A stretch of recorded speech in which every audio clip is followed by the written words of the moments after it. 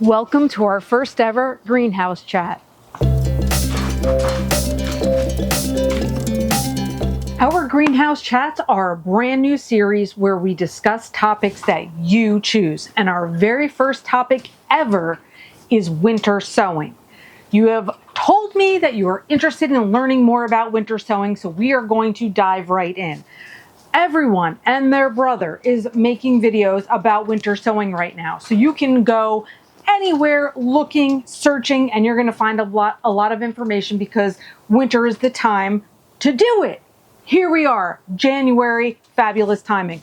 But what I'm going to do is not fill this up with a lot of chatter, and we're going to get right to it so we can get to all the basic steps that you need to winter sow successfully. And the thing is, it's super simple.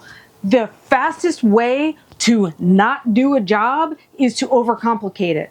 And then you say, forget it. I don't even want to try. This is not that. So don't overcomplicate it. Let's get really simple. Step number one, you have to pick a translucent or transparent plastic container that has a lid.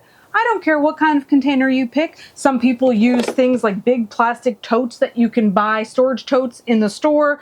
I am using my leftover salad container. You can use milk jugs or water jugs that you just have to slice in half so it can fold open and you can fill up the bottom of your milk jug and then fold it back over and tape that baby shut. I think this is super easy because it already has a lid, so I don't have to worry about cutting anything, taping anything. Boom, I got my lid. So step number one, pick a container, translucent or transparent because you want the light to be able to shine through. Step number two, you are going to drill holes in the top and the bottom.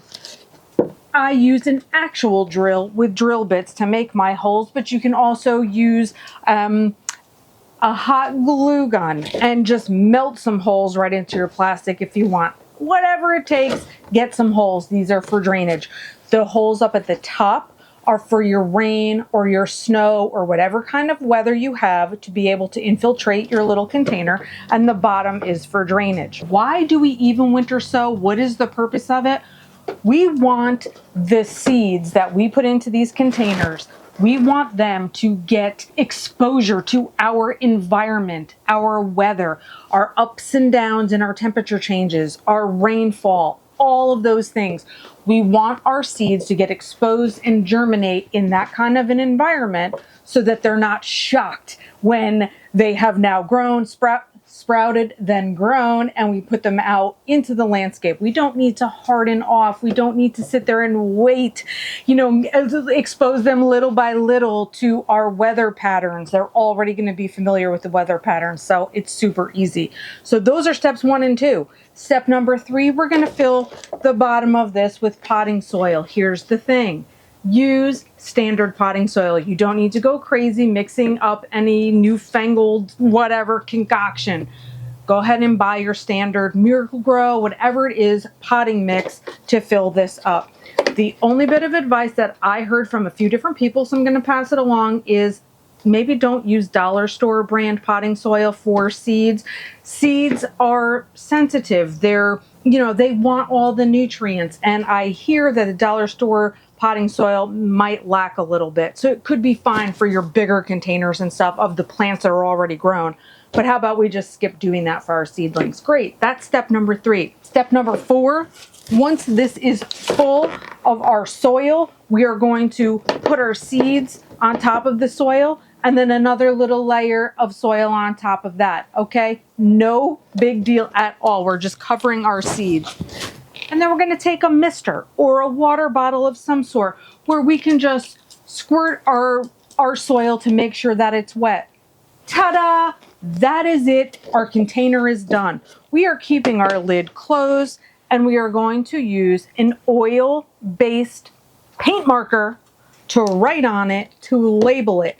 It even actually says weatherproof right on my paint marker. And that is so key because you think Sharpie is great for everything because it's a permanent marker. And then next thing you know, between the sun and the rain, your Sharpie has washed off. So we're going to use an oil-based paint marker to label our container so we know what seeds we put in here. Okay? All simple. Very last thing, we're gonna go set this out in our landscape somewhere. That's it.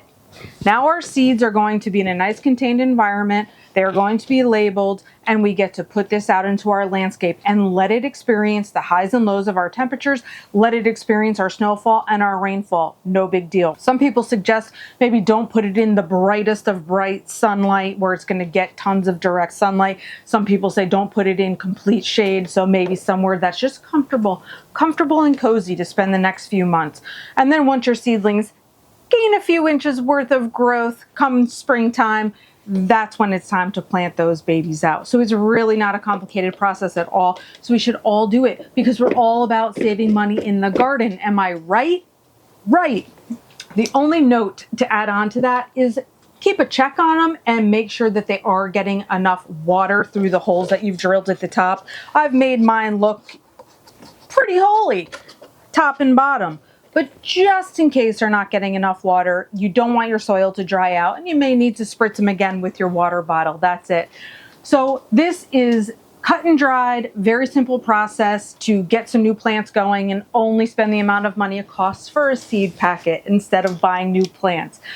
I hope you enjoyed this. I hope it was helpful. Keep the ideas coming for our greenhouse chats because I'm going to utilize the things that you want to hear most about, learn most about, dive in deeper about, all of that good stuff. So if you like the kind of content I provide, please subscribe to my channel so my content can continue coming your way. And until next time, happy planting.